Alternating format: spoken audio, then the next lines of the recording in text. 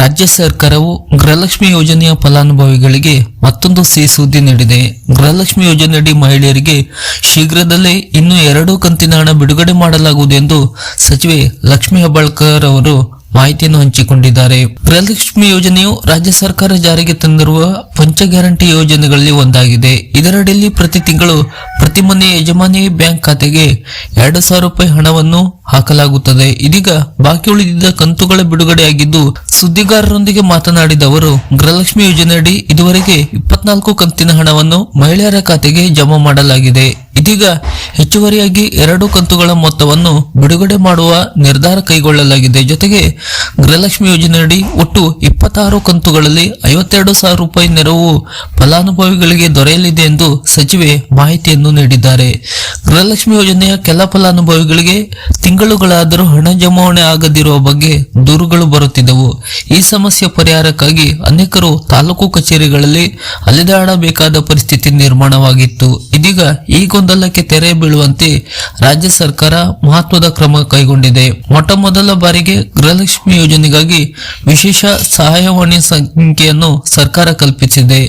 ಫಲಾನುಭವಿಗಳು ತಮ್ಮ ಸಮಸ್ಯೆ, ಹಣ ಜಮಾವಣೆ ಆಗದಿರುವ ಬಗ್ಗೆ ಮಾಹಿತಿ ಪಡೆಯಲು ಸಹಾಯವಾಣಿ 181ಕ್ಕೆ ಕರೆ ಮಾಡಬಹುದು. ಈ ಮೂಲಕ ಕಚೇರಿ ಸುತ್ತಾಟದ ತೊಂದರೆ ಕಡಿಮೆ ಆಗಲಿದೆ.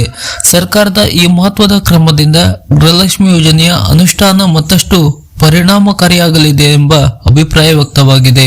ಇನ್ನು ಗೃಹಲಕ್ಷ್ಮಿ ಯೋಜನೆಯ ಉದ್ದೇಶ ಮಹಿಳೆಯರ ಆರ್ಥಿಕ ಸ್ವಾವಲಂಬನೆ ಹೆಚ್ಚಿಸುವುದು, ಕುಟುಂಬದ ದಿನನಿತ್ಯದ ಖರ್ಚುಗಳಿಗೆ ನೆರವು ನೀಡುವುದು ಮತ್ತು ಸಮಾಜದಲ್ಲಿ ಮಹಿಳೆಯರ ಸ್ಥಾನಮಾನವನ್ನು ಬಲಪಡಿಸುವುದು ಈ ಯೋಜನೆಯ ಮುಖ್ಯ ಉದ್ದೇಶವಾಗಿದೆ.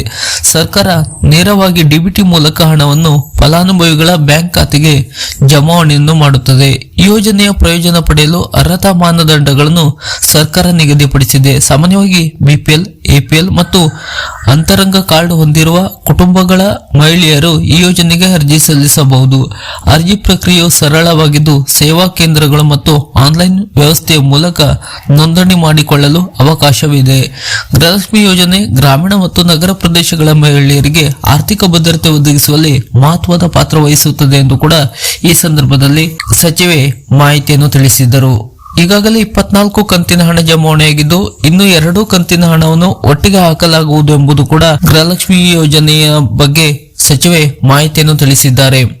ಗೃಹಲಕ್ಷ್ಮಿ ಯೋಜನೆಗೆ ಸಂಬಂಧಪಟ್ಟಂತಹ ಹೊಸ ಅಪ್ಡೇಟ್ನ ಮಾಹಿತಿಗಳಿಗಾಗಿ ನಮ್ಮ ಚಾನೆಲ್ ಅನ್ನು ಸಬ್ಸ್ಕ್ರೈಬ್ ಮಾಡಿ ನಮ್ಮನ್ನು ಕೂಡ ಬೆಂಬಲಿಸಿ.